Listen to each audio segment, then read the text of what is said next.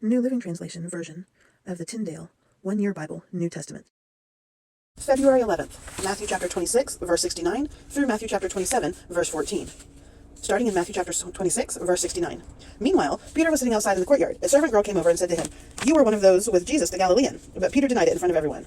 "I don't know what you're talking about," he said. Later, out by the gate, another servant girl noticed him and said to those standing around, "This man was with Jesus of Nazareth." Again, Peter denied it, this time with an oath. "I don't even know the man," he said. A little later, some of the other bystanders came over to Peter and said, "You must be one of them. We can tell by your Galilean accent." Peter swore, "A curse on me if I'm lying. I don't know the man." And immediately the rooster crowed. Suddenly, Jesus' words flashed through Peter's mind. "Before the rooster crows, you will deny me 3 times that you even know me." And he went away weeping bitterly. Chapter 27.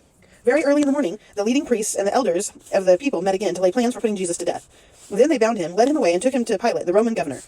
When Judas, who had betrayed him, realized that Jesus had been condemned to die, he was filled with remorse, so he took the 30 pieces of silver back to the leading priests and the elders. "I have sinned," he declared, "for I betrayed an innocent man." "What do we care?" they retorted. "That's your problem." Then Judas threw the silver coins down in the temple and went out and hanged himself. The leading priests picked up the coins. "It wouldn't be right to put this money in the temple treasury," they said, since it was payment for murder. After some discussion, they finally decided to buy the potter's field, and they made it into a cemetery for foreigners. That is why the field is still called Field of Blood.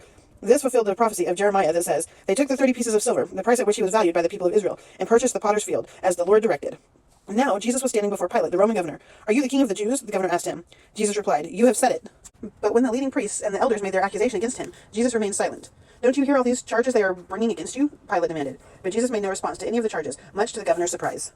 Thank you for joining me. Please like, subscribe, and follow. Bless the hearing and the reading of the word. Amen.